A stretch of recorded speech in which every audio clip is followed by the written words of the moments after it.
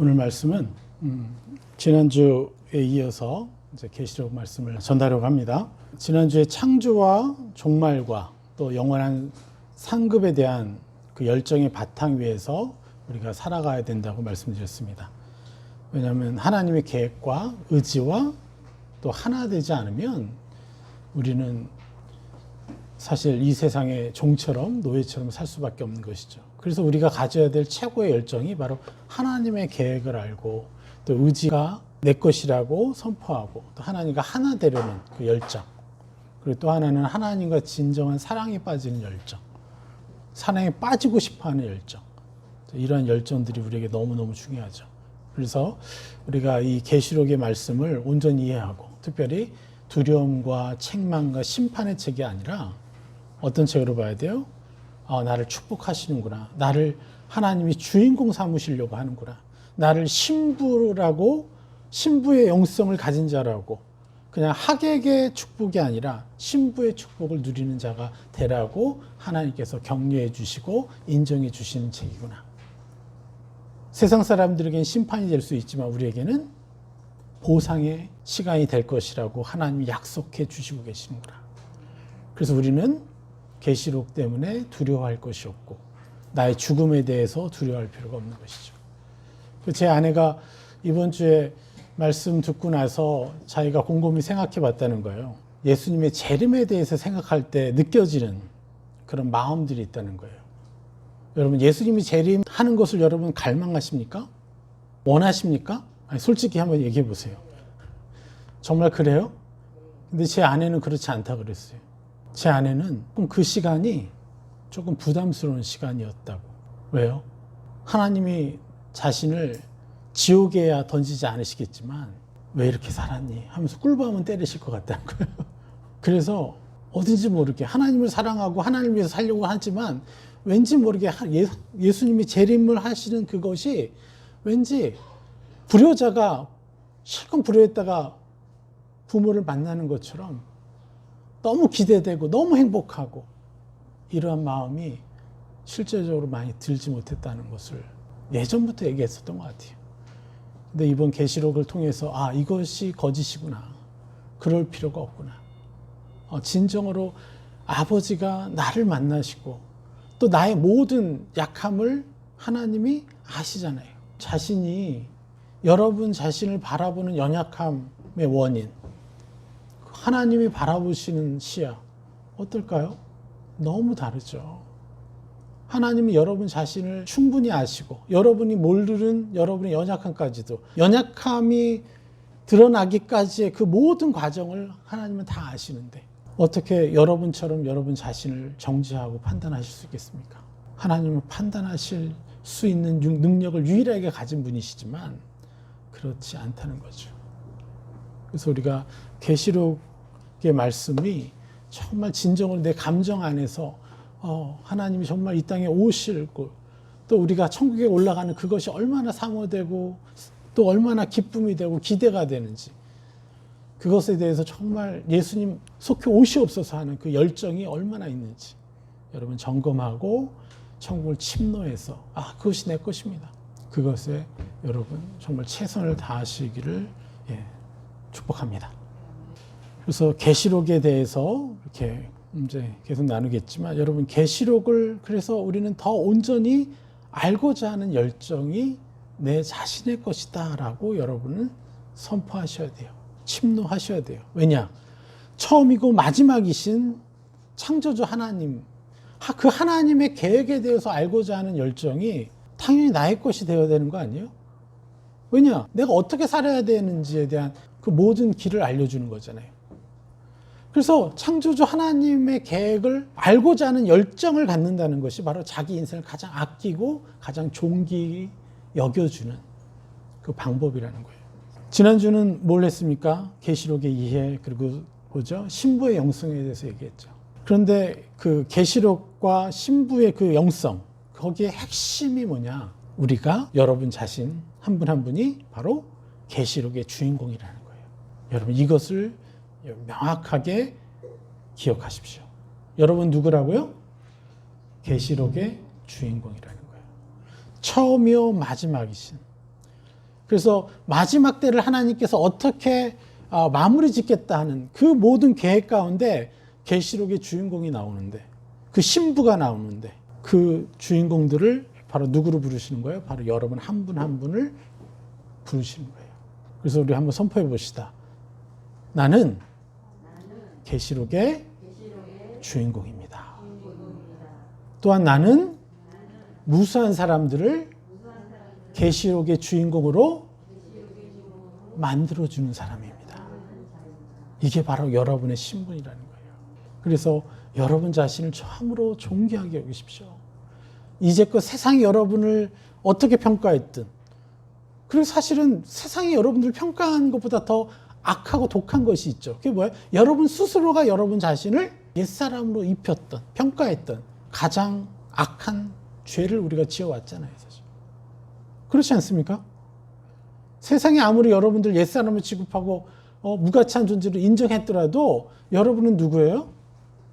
여러분 스스로가 그것을 거절할 수 있는 사람이고, 여러분 스스로가 천국의 것을 침노해서 우리 자신을 존귀하게 여길 수 있는 존재잖아요. 근데 그것을 못 해왔던 것 뿐이죠. 그러니까 예수님이 오셔서 그 일을 하게끔 하신 거잖아요. 그게 얼마나 불가능하고 얼마나 힘든 것이기에 하나님의 아들 독생자께서 직접 내려오셔서 그 험난한 십자가까지 매시고 짊어지고 그런 고난까지 받으셨겠습니까? 얼마만큼 내 자신이 존귀한지를 하나님의 시야로 인정할 수 없으니까 예수님이 직접 오셔서 그 일을 하신 거 아닙니까? 그만큼 어려운 거예요. 그래서 여러분 자신을 탓할 필요가 없는 거예요. 그래서 우리는 내가 노력해서 천국을 입을 수가 없는 거죠.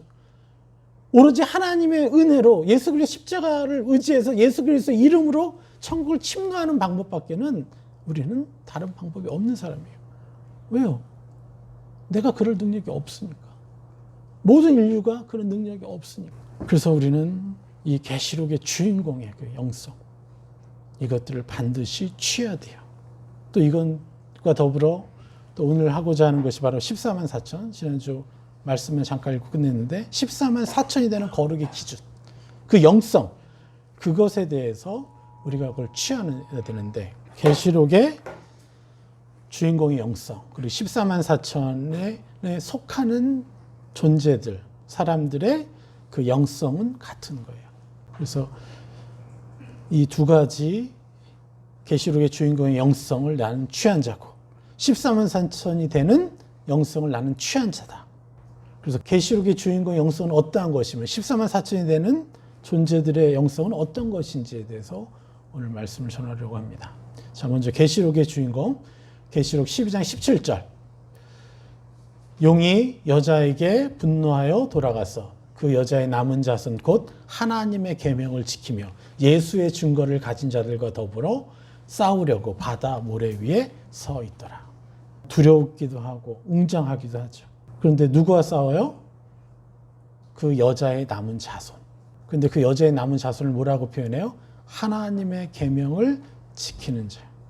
그리고 예수의 증거를 가진 자. 이들이 누구예요? 바로 여자의 남은 자손이라는 거예요. 그냥 교회에 참석한다, 예수님 영접했다, 이게 아니에요. 그걸로는 여자의 남은 자손이라 칭함받을 수가 없는 거예요. 여자의 남은 자손이라고. 그러니까 여자가 낳은 수많은 자손들이 있는데 그들의 남은 자손이라고 하는 거예요. 그러니까 남은 자죠. remnant. 영어로는 부르터기라고 표현하는 건데 이 남은 자. 하나님의 계명을 지키고 예수의 증거를 가지고 누리는 자들. 그게 누구겠어요? 하나님의 계명. 하나님의 계명, 마태복음 5장 17절. 내가 율법이나 선지자를 폐하러 온 줄로 생각하지 말라. 폐하러 온 것이 아니요 완전하게 하려 함이라. 할렐루야. 그러니까 하나님의 계명은요, 구약의 계명을 뜻하는 게 아니에요. 구약의 계명을 또 그렇다고 무시하라는 것도 아니에요. 하나님의 계명은 완전케 된 율법을 얘기하는 거예요. 자기가 의리인지를 모르는 상태에서, 자기가 새 사람을 입을 수 있는 존재라는 걸 모르는 상태에서는요, 가늠하지 않는 것만도 힘든 일이에요. 쉽지 않은 일이에요. 그런데 뭐라고 합니까? 예수님은 의인의 입장에서 그 완전한 율법, 상상조차 할 필요가 없는 존재.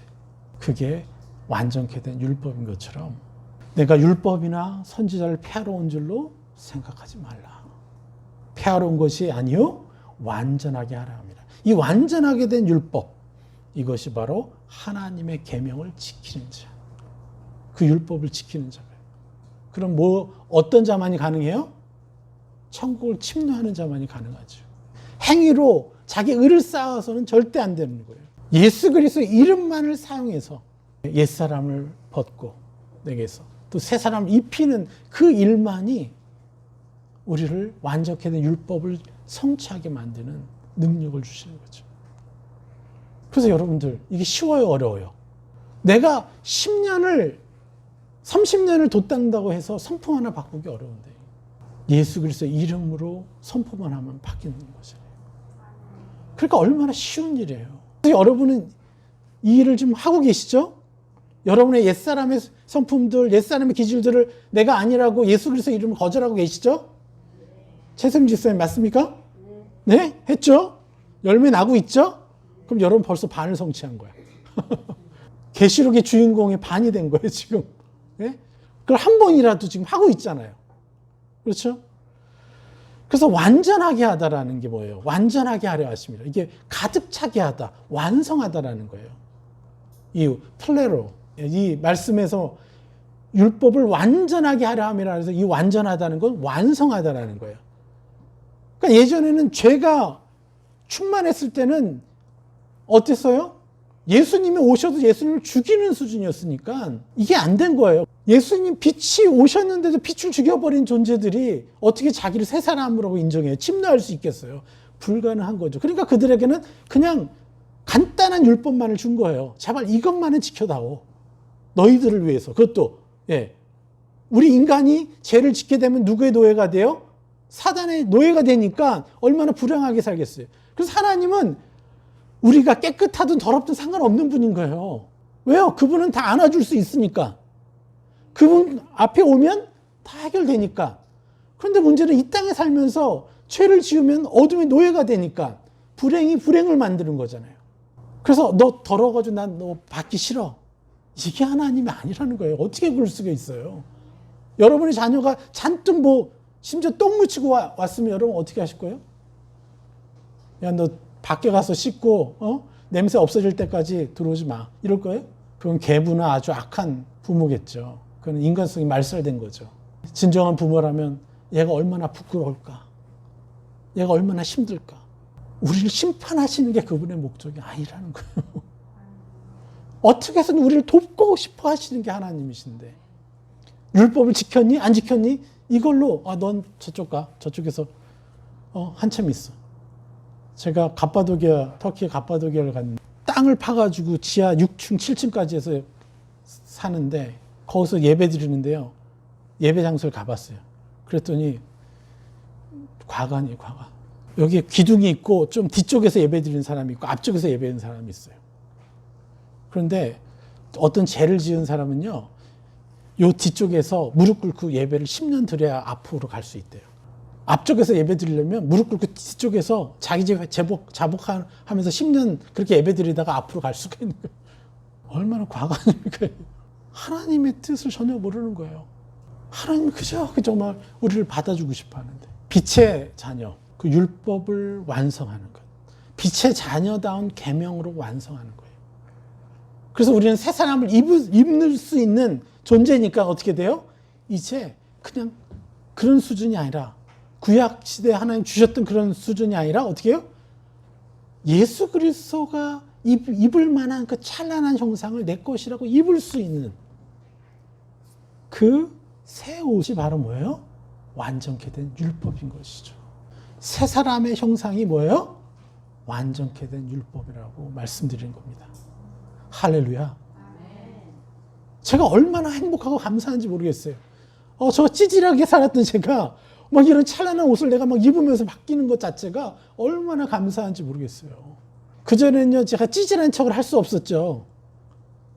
자존감이 하도 낮아가지고 막 멋있는 척하고 막 열심히 열정을 내고. 근데 지금 와서 보니까 참 찌질했던. 이 찬란한 하나님의 옷을 입으니까 참 너무 많은 가식이 있었고 내 노력이 있었고 내 의가 있었고 막 머리 피 흘리면서 사역했던 그런 참 불쌍한 거죠. 고아처럼. 그래서 완전케 된 율법을 계명을 우리는 누리는 거예요. 이게 바로 하나님의 계명을 지킨다는 의미예요. 갈라디아서 6장 2절 너희가 짐을 서로 지라 그리하여 그리스도의 법을 성취하라. 여기서의 성취도 아나플레로 원어랑 거의 유사한 말씀이죠. 이것도 뭐예요? 완성하다라는 뜻이에요. 아나플레로도. 그러니까 우리가 계속해서 뭐에 집중해야 돼요? 완전케 된 율법. 아까 뭐라 그랬죠? 새 사람의 형상이 바로 완전케 된 율법이다. 그리고 계명의 최고봉은 뭐겠어요? 그 완전케 된 율법의 최고봉. 자, 마가복음 12장 28절. 서기관 중 한 사람이 그들이 변론하는 것을 듣고 예수께서 잘 대답하신 줄을 알고 나와 묻되 모든 계명 중에 첫째가 무엇이니까? 이제 여기서 말씀하는 거 이제 하나님 예수님 그래서 29절 예수께서 대답하시되 첫째는 이것이니 이스라엘아 들으라. 주 곧 우리 하나님은 유일한 주시라. 그러니까 다른 신들이 말하는 거 다 가짜라는 거예요. 그들이 말하는 어느 정도의 뭐 수준 높은 거 그거 다 가짜라는 거예요.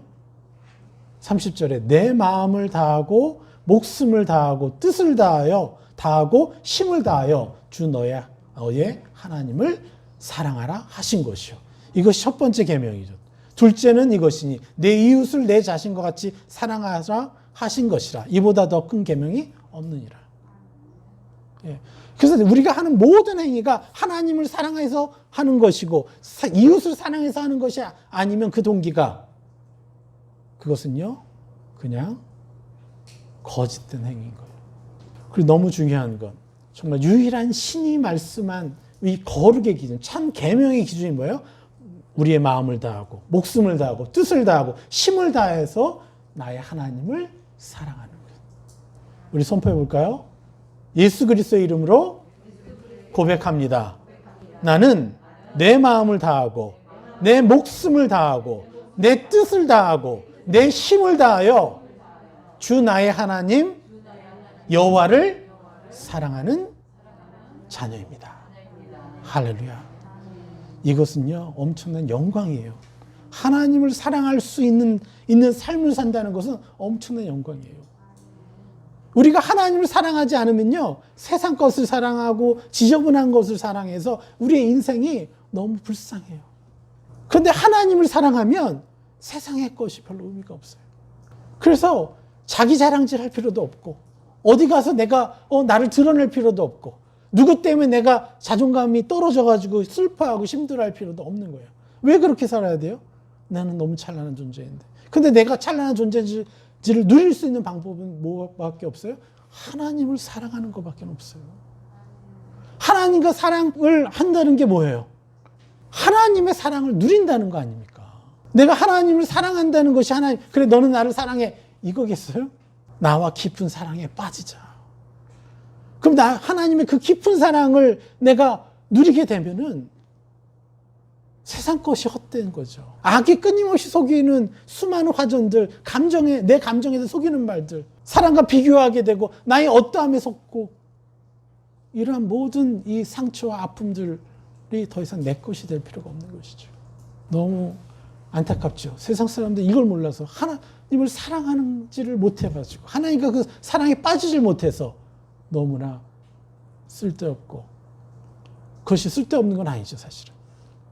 우선순위에서 그 하나님 밀려버리니까 그거 자체가 우상이 돼서 아픔이 되는 거죠. 그런데 하나님을 사랑하다 보면 다른 모든 것들도 내게 풍요로움으로 다가오는데 내가 누릴 수가 있는데 둘째가 뭐라고요? 내 이웃을 내 자신과 같이 사랑하라. 여러분 이 일을 시작하셨습니다. 축하드립니다. 왜요? 여러분들에게 공격하고 여러분들을 슬프게 하고 아프게 하는 사람들을 위해서 여러분들 새 사람을 입혀드려 봤잖아요. 네. 그것이 바로 내 이웃을 사랑하는 방법이죠. 여러분 자신을 위해서도 새 사람 있기가 참 어려울 때가 많잖아요. 여러분의 옛사람을 벗어버리고 나를 찬란한 존재로 인정한다는 게 참 어려울 때가 많잖아요. 그래서 사실 우리 자신은요 우리는 우리 자신을 사랑하는 법을 모르고 살아왔어요, 여태까지. 이 복음을 알기 전까지. 내 자신을 존귀하게 여기지 못하고 대우해주지 못했어요. 이 복음 때문에 우리가 그 일을 시작했죠. 그래서 나를 온전히 사랑하기 시작했어요. 진리대로 그렇게 사랑한 거죠. 골로새 3장 9절 너희가 서로 거짓말을 하지 말라. 이게 거룩의 수준인데 이 14만 4천의 영혼들 안에 들어갈 수 있는 사람들의 거룩의 기준이 바로 이거예요. 골로새 3장 9절에서부터 11절 너희가 서로 거짓말을 하지 말라. 옛사람과 그 행위를 벗어버리고 새 사람을 입었으니 이는 자기를 창조하신 이의 형상을 따라 지식에까지 새롭게 하심을 입은 자니라. 거기에는 헬라인이나 유대인이나 할레파나 무할레파나 야만이냐 수구디아인이나 종이나 자유이나 차별이 있을 수 없나니 오직 그리스도는 만유시요 만유 안에 계시니라. 근데 여기서 첫 번째가 뭐예요? 너희가 서로 거짓말하지 말라는 거예요.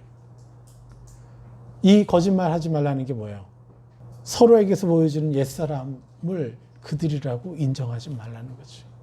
우린 진리대로 보는 거예요. 예수 그리스도 십자가로 저 사람은 저의 연약함이 사실 죽은 존재야. 그렇기 때문에 나는 지금 저 사람의 연약함을 내가 인정하는 말을 하는 것이 아니라 나는 하나님이 입혀주시고자 하는 새 사람을 입히는 존재야. 이게 진실이고 진리라는 거예요. 여러분의 자녀들을 위해서 여러분이 판단만 해왔다면 자녀들이 잘 되겠어요? 근데 여러분은 뭘 했어요? 여러분의 자녀들 연약함 가운데서도 격려해 주지 않았습니까? 그래서 자녀들이 그나마 버티고 살아낸 거죠. 근데 이것도 완전한 게 아니었죠. 이제 예수 그리스도의 십자가를 통해서 내 자녀의 연약함은 이미 죽은 것이다. 그래서 그들이 연약함을 가지고 지적하고 판단하는 거짓말을 하는 게 아니라 이제 새 사람을 입히는 진리의 말씀을 선포할 때 그것이 뭐예요? 사랑하는 것이죠. 내 이웃을 사랑하는 것이 바로 이러한 것이라고 계속해서 말씀드려 왔습니다. 그래서 계명의 최고봉이 뭐예요? 하나님과 이웃을 사랑하는 자. 우리는 이 일을 시작했어요. 그래서 하나님을 사랑하는 방법이 뭘까요? 그러면 하나님 자체를 내 삶의 목적이며 전부로 여기는 마음을 여러분이 취하셔야 돼요. 나는 하나님 자체를 내 삶의 목적으로 여기는 자고 전부로 여기는 자입니다. 따라서 해볼까요? 나는 하나님 자체를 내 삶의 목적이요 전부로 여기는 자녀입니다. 침노하면 돼요. 이렇게 계속해서. 이러한 마음이 여러분이 있어요? 이렇게 하기를 원하세요? 그러면 이것이 바로 여러분이 하나님을 사랑하고 있다는 증거예요. 근데 이런 마음이 있는데 잘 안 될 것 같아. 대부분이 이럴 수 있죠. 그러나 이것은요, 내가 노력해서 할 수 없는 일이에요. 오로지 예수 그리스도의 이름으로 천국을 침노하는 방법 외에는요, 절대 우리는 하나님을 사랑할 수 없어요.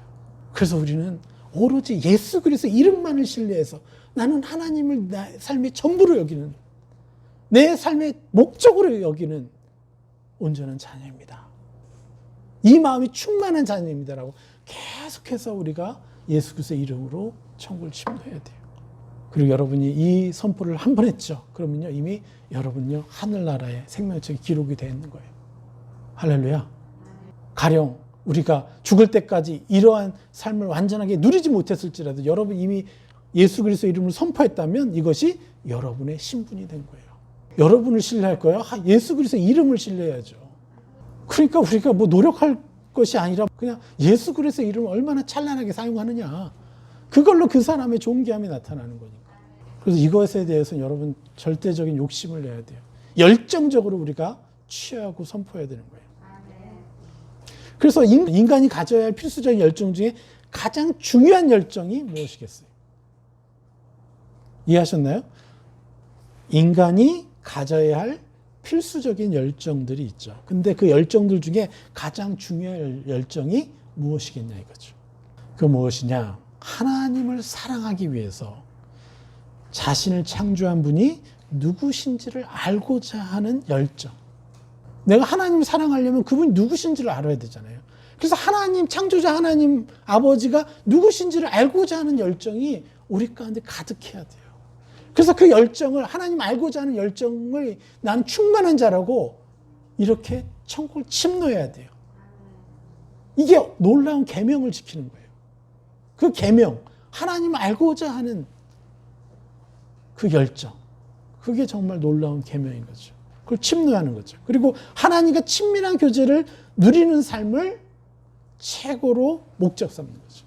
그러니까 하나님을 사랑한다는 것, 그것의 실제는 뭐예요? 하나님과 친밀히 사귀고자 하는 그것이 목적인, 그래서 그것을 목적 삼고 친밀한 교제를 누리라는 열정을 침노하려는, 우리에겐 그러한 열정이 필요한 거예요.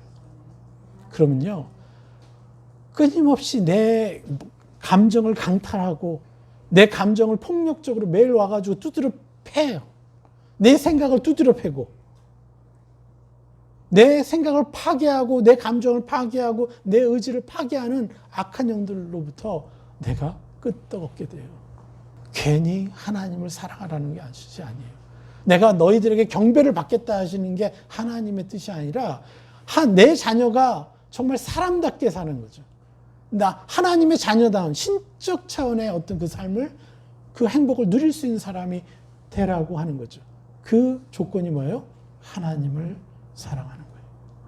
그래서 그 사랑하는 구체적인 방법이 하나님과의 친밀한 사귐을 목적 삼는 거죠. 매일의 삶에서. 그래서 하나님과 수많은 친밀한 교제를 나누면서 그분과 대화하고 그분의 감정을 누려서 그분의 생각과 감정으로 또 살아내는 것. 그런데 그 살아내는 것 이전에 뭐예요? 하나님과 만나는 친밀한 교제. 이것이 하나님이 가장 행복한 시간이신 거예요. 우리는 이것을 누려야 됩니다. 그리고 당연히 자기처럼 이웃을 사랑하는 방법이 뭐겠어요? 그들을 존귀 여겨주고 존귀 대우해 주는 거죠. 어떻게 해요? 옛사람 벗겨주고 새사람 입혀주는 거죠. 얼마나 간단합니까? 이건 끊임없이 이 복음의 핵심인 거죠. 제가 말씀드리고 있습니다. 끊임없이. 그래서 여러분, 이제 여러분은 누구예요? 계시록의 주인공이에요? 아닙니까? 이미 주인공이 되셨죠? 이미 주인공이 되셨어요. 농담이 아니에요. 하나님만이 아세요. 여러분들이 왜 이 복음을 가질 수 있는 사람이 되었는지. 그렇다고 우리가 뭐 교만해야 할 사람들이 아니잖아요. 오히려 이것 때문에 더 내 능력 때문이 아니라 진짜 하나님 은혜로 됐기 때문에 내가 더 다른 영혼을 겸손하게 그리고 존귀 대우할 수 있지 않습니까? 이게 바로 계시록의 주인공의 영성입니다. 할렐루야. 하나님을 사랑하고 이웃을 사랑하는 찬란한 계명. 이 계명을 지키고, 그죠?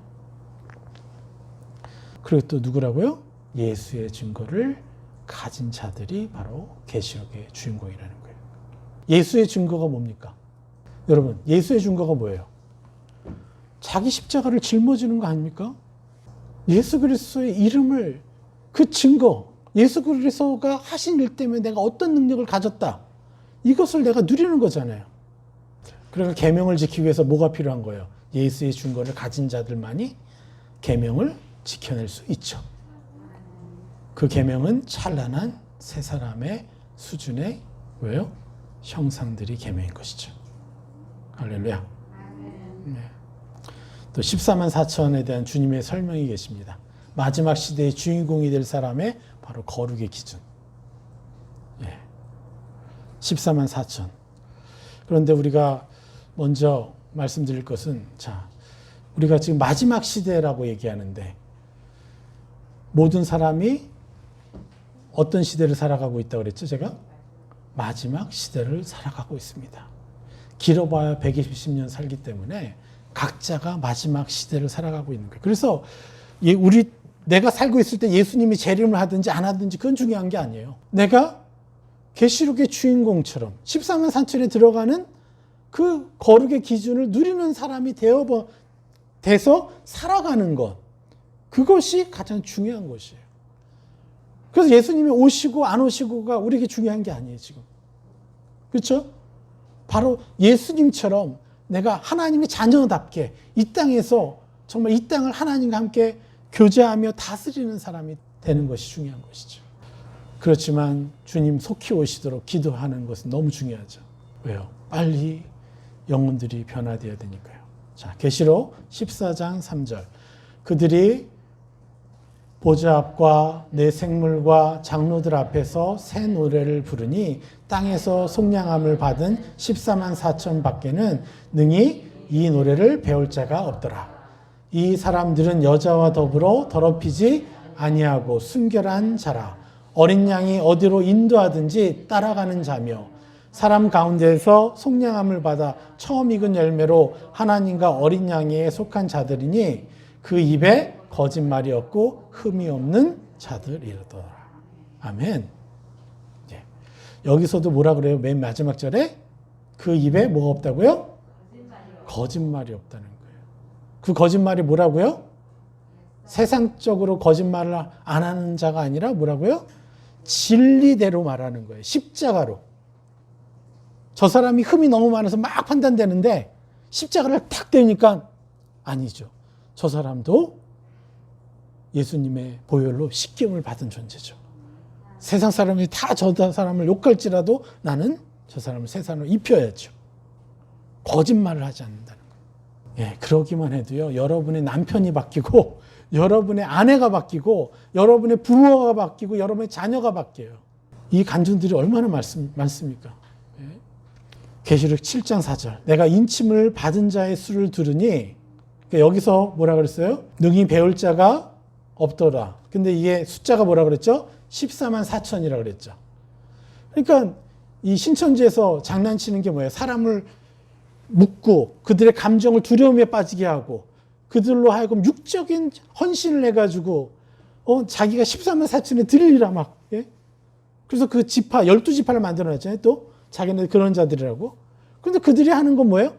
두려움에 빠져가지고 경쟁하는 거예요. 그래가지고 내가 어떻게 해서든 들어가서 아주 이기적인 거죠. 실제로는요. 그들의 그 심연을 들여다보면 이기적인 거예요. 그리고 전도를 열심히 해요. 그들이. 정말 사랑해서 그럴까요? 아닙니다. 그렇지 않아요. 사랑이 아니라 자기의 의를 쌓기 위한 노력을 뿐이에요. 그래서 그렇게 장난치고 있잖아요. 이 말씀을 가지고.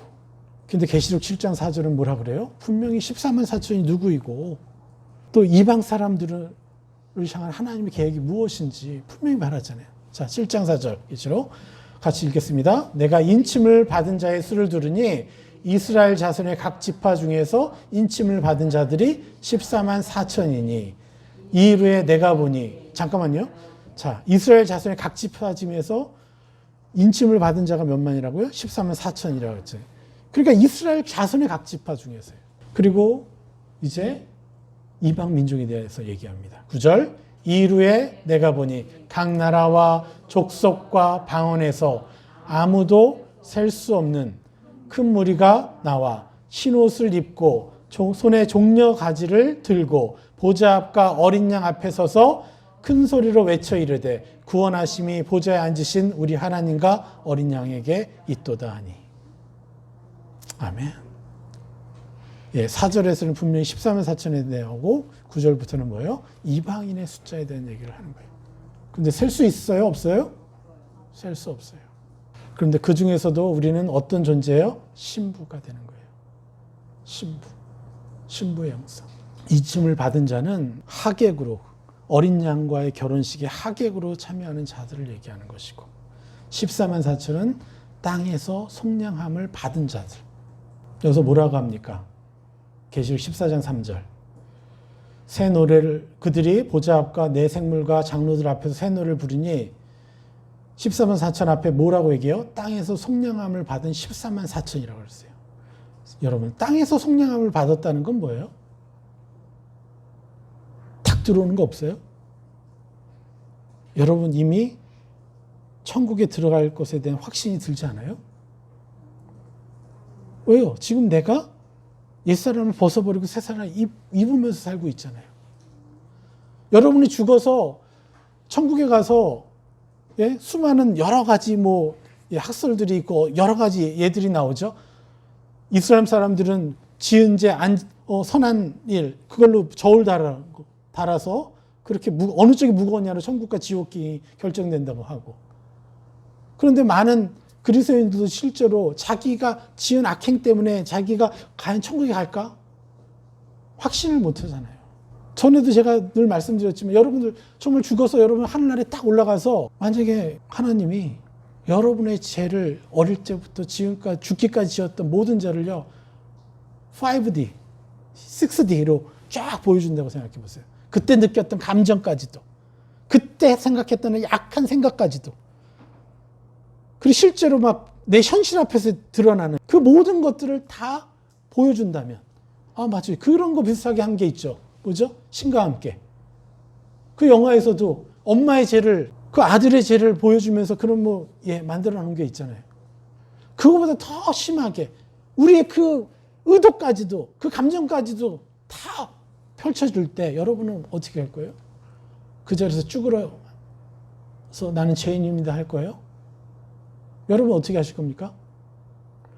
맞습니다, 하나님. 제가 그런 죄를 지었습니다.